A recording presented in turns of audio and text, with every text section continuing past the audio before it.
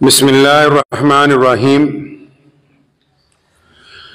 شروع اللہ کے نام سے جو بڑا مہربان اور نہایت ہی رحم کرنے والا ہے۔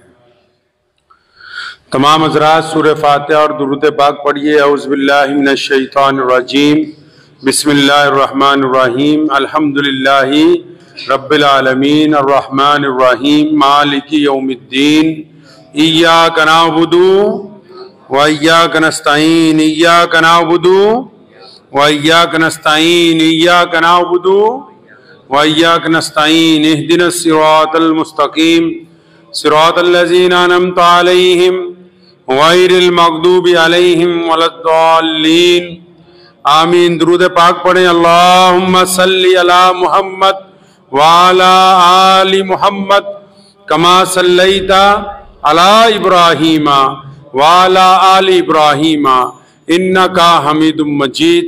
اللہم بارک علی محمد وعلی آل محمد کما بارکت علی ابراہیم وعلی آل ابراہیم انکا حمید مجید۔ اللہ کے پیارے نبی حضرت محمد رسول اللہ صلی اللہ علیہ وسلم مدینہ منورہ میں بازار سے گزر رہے تھے۔ ہر ایک دکاندار اپنا سامان بیچ رہا تھا تو نبی علیہ السلام اناج والی دکان کے آگے رکے۔ گندم والے نے جو گندم کی بوریاں بھر کے سجایا، گندم کو، جو کو، خشک گندم، تو نبی علیہ السلام نے دیکھا کہ بڑا خشک گندم ہے، تو اس گندم کی بوری میں درمیان سے اوپر سے ہاتھ ڈالا۔ جب وہ ہاتھ درمیان تک پہنچا اور وہاں سے جب گندم نبی علیہ السلام نے اٹھا کے باہر نکالا تو گیلا گندم تھا۔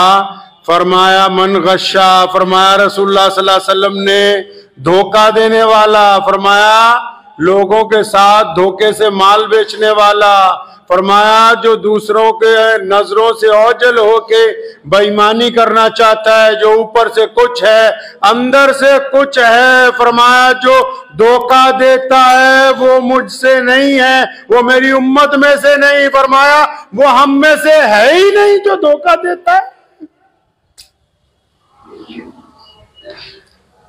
فرمایا یہ نہیں ہم میں سے۔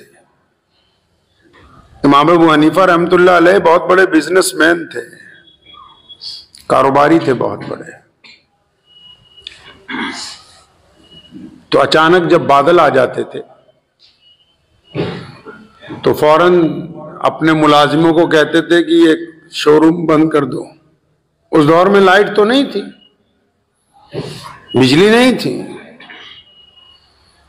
ملازمین نے پوچھا کہ حضرت اتنا بڑا کاروبار ہے، اتنے دکان پہ لوگ آتے ہیں، لائنیں لگ کے آپ کا سامان بکتا ہے اور موسم خراب ہوتا ہے تو آپ فوراً کہہ دیتے ہیں دکان بند کر دو۔ فرمایا ہاں، بادل آنے کی وجہ سے روشنی کم ہو جاتی ہے تو جو خریدار ہے، گراہک ہے، اس کو یہ سمجھ نہیں آ پاتی یہ کپڑا کتنے اچھے معیار کا ہے یا گھٹیا ہے۔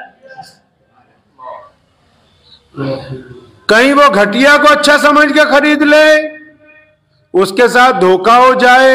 اور میرے نبی علیہ السلام نے تو فرمایا کہ دھوکہ دینے والا ہم میں سے نہیں ہے، بند کرو اس کو۔ جب سورج کی روشنی ہوگی صاف ستھرا پتہ لگے گا بھلا کیا ہے، چنگا کیا ہے، سفید کیا ہے، گندلا کیا ہے، اس روشنی میں سامان کو بیچیں گے۔ ایک صحابی رسول صلی اللہ علیہ وسلم کے بارے میں آتا ہے، گھر پہنچے،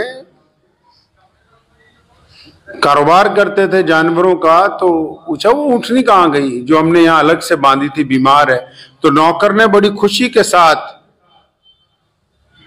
ان کے آگے دینار رکھے کئی سو کی، جناب وہ تو میں نے بڑی مہارت کے ساتھ بیچ دی۔ فرمایا اچھا، اس کو بتایا تھا کہ یہ بیمار ہے، یہ دوڑ نہیں سکتی؟ کہ نہیں یہ تو نہیں بتایا، اس سے پوچھا تھا لینی کس لیے ہے؟ ذبح کرنے کے لیے لینی ہے۔